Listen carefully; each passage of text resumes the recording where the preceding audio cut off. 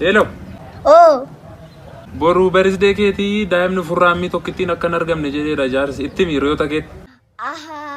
Ati sun argamtu jechaadha. Gaafa birrii 2,500 fudhatee armee keetii fi 2,500 kennee fi maaltu afaafisa? Dadhabina laphee. Hibbaa dhiigaa. Kana malee maaltu raafa?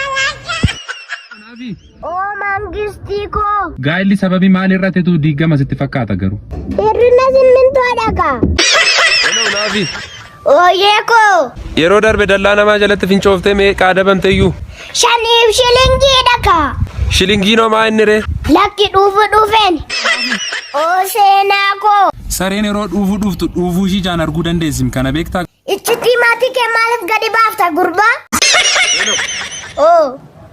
Boru birthday keeti daa'imni furraamii tokkittiin akka hin argamne jedheera jaarsi itti miirota keet. Aha. Ati sun argamtu jechaadha.